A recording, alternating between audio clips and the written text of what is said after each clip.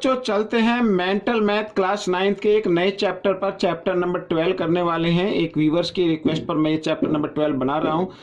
और surface area and volume, ठीक है। यहाँ पर जो भी हमारे सॉलिड होंगे उनका सरफेस एरिया और वॉल्यूम हमें फाइंड आउट करना है। मैं हूं हरी सर और आप देख रहे हैं मेरा यूट्यूब चैनल चलो कदम बढ़ाए। और जो बच्चे हिंदी मीडियम में पढ़ते हैं उनके लिए एक अलग से चैनल है जिसका नाम है मैथ्स विद हरी सर। तो यहाँ पर बच्चों देखो, ये चैप्टर नंबर 12 करने वाले हैं, सरफेस एरिया एंड वॉल्यूम। तो यहाँ पर आप देख रहे हैं कुछ फॉर्मूले ऊपर गिवन है और नीचे भी यहाँ पर सभी ये फॉर्मूले दिए हुए हैं, आप देख सकते हैं। क्यूबॉइड है, क्यूब है, और इधर ये आप भी देख सकते हैं। तो कहने का मतलब है फॉर्मूले आपको लर्न होने चाहिए। मैं आपको हर क्वेश्चन में फॉर्मूला आपको बताऊंगा। तो सबसे पहले यहाँ पर क्वेश्चन नंबर फर्स्ट क्या कहता है, कहता है the volume of cube is 2.197 centimetre cube, then find the length of its edge. ठीक है, एज फाइंड आउट करनी है। यहाँ पर आप देख रहे हैं ये क्यूब है, इसका वॉल्यूम गिवन है। वॉल्यूम उसे बोलते हैं बच्चों जिसके अंदर यानी कोई अंदर सामान आता है ना, तो वो वॉल्यूम कहलाता है। अब जैसे ये मान लीजिए खाली बक्सा हो, इसके अंदर हम कुछ भी डालें तो वो वॉल्यूम होगा।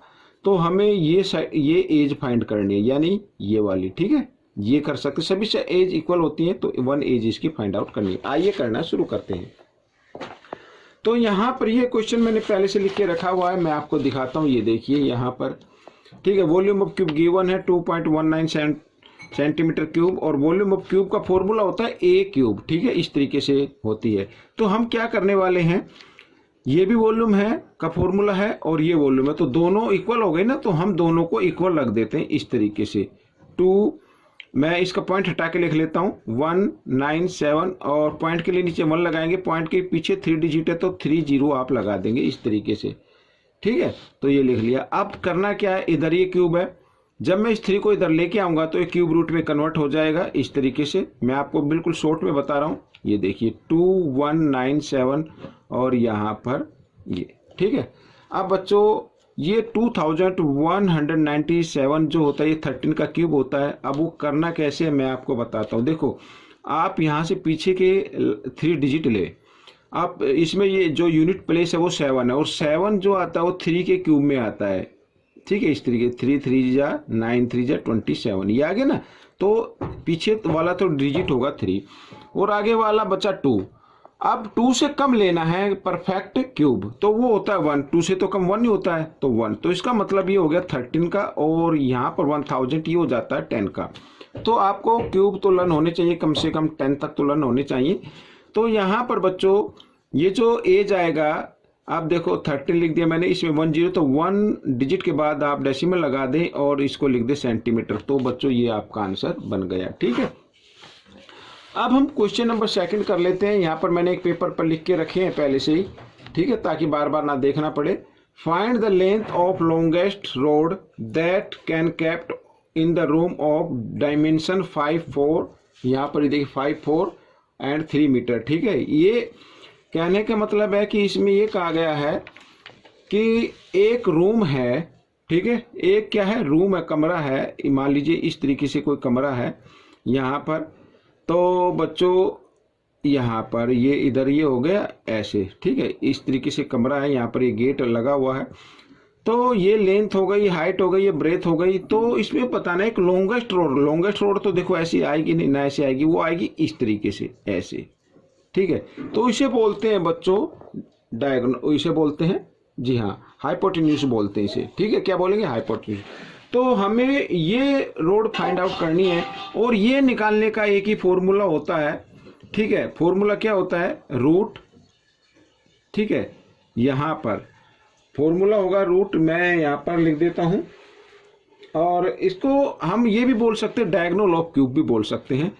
तो रूट का साइन मैंने लगा दिया है। तो यहाँ पर बच्चों एल का स्क्वायर प्लस यहाँ पर बी का स्क्वायर प्लस एच का स्क्वायर। तो H means height, B means breadth. ये हमें फॉर्मूला लर्न करना है डायगोनल ऑफ क्यूब का। ठीक है, मैं यहाँ पर लिख देता हूँ डायगोनल ऑफ क्यूब इस तरीके से। तो ये फॉर्मूला आपका काम आएगा। तो इस तरीके से आप इसको कर सकते हैं। ठीक है बच्चों, यहाँ पर समझ में आ गया। तो लॉन्गेस्ट रोड की लेंथ आ जाएगी, यानी डायगोनल तरीके से हम उसको रख सकते हैं, लंबी से लंबी आ जाएगी। तो यहाँ पर जो गिवन थी लेंथ थी बच्चों, जो डायमेंशन थी मैं आपको एक बार फिर दिखा देता हूँ। ये देखिए 5, 4 और 3, ठीक है। तो हम इसमें लिख देते हैं 5 का स्क्वायर प्लस 4 का स्क्वायर प्लस 3 का स्क्वायर, इस तरीके से। तो अब देखो यहाँ पर ये आ गया, 5 को 2 टाइम्स मल्टीप्लाई करेंगे 25, 4 को 2 टाइम्स मल्टीप्लाई किया 16 और 3 को 2 टाइम्स मल्टीप्लाई किया 9, और दोनों को इन सबको ऐड कर देते हैं तो आ जाता है बच्चों 50, ठीक है। इस तरीके से अब 50 का परफेक्ट स्क्वायर रूट तो होता नहीं, तो हम निकाल लेते हैं, देखते हैं इसके 2 से 2, 2 जा 4, 2 5 जा 10, ठीक है। फिर 5 से 5 5 जा 25, 5 से 5 1 जा 5, तो ये आ गया। अब जिसका पेयर बना है उसको लिखना बाहर और जिसका नहीं बना उसको रखना है अंदर। तो बच्चों ये आपके आ गया, इसमें क्या है मीटर, तो मीटर में ये आंसर आ गया, ठीक है। तो इस तरीके से आप इस क्वेश्चन को सॉल्व कर सकते हैं। तो ये क्वेश्चन सॉल्व हो गया आपका। अब हम देखेंगे क्वेश्चन नंबर 3 को भी देख लेते हैं बच्चों साथ ही। देखिए क्या कहता है, the length of the diagonal of A cube is 2√3, find the volume. Volume find out करनी है। अब ये क्यूब है, क्यूब की यहाँ पर डायगोनल गिवन है। आइए लिख लेते हैं बच्चों यहाँ पर सॉल्यूशन, ये 3rd का है यहाँ पर।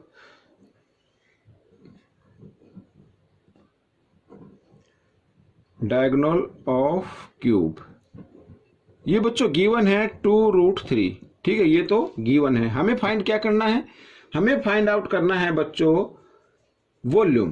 तो ये सेंटीमीटर डायगोनल लिख दिया, ठीक है, diagonal of cube. But formula क्या होता है उसको भी हम लिख ले देते हैं, डायगोनल ऑफ क्यूब फॉर्मूला होता है बच्चों √3a, ये फॉर्मूला होता है। तो ये डायगोनल गिवन है, ये फॉर्मूला होता है, तो दोनों इक्वल हो गए ना। हम दोनों को क्या करते हैं इक्वल रख देते हैं इस तरीके से। ये देखो यहाँ पर मैंने रख दिया है, a का मान निकालना है, तो 2√3 और ये √3 a के साथ मल्टीप्लाई की फॉर्म में, इधर आकर ये डिवाइड की फॉर्म में आ जाएगा। √3 से √3 कट गया तो a इक्वल आ गया 2, तो 2 सेंटीमीटर इसकी क्या आ गई, एज आ गई। अब हमें फाइंड क्या करना है, वॉल्यूम फाइंड आउट करना है। तो लिख लेते हैं वॉल्यूम ऑफ क्यूब। फॉर्मूला क्या होता है a क्यूब, ठीक है। ए हमारा क्या है 2, तो 2 की पावर 3, तो 2 × 2 × 2 यानी कि 8 सेंटीमीटर क्यूब, ये आपका आंसर आ गया, ठीक है। तो ये क्वेश्चन नंबर 3 भी आपका हो गया है। अब मिलेंगे हम नेक्स्ट पार्ट में, तब तक आप इसकी प्रैक्टिस करते रहिए। वीडियो अच्छी लगे तो लाइक जरूर कर दीजिए, शेयर भी कीजिए, और तब तक आप प्रैक्टिस करते रहिए।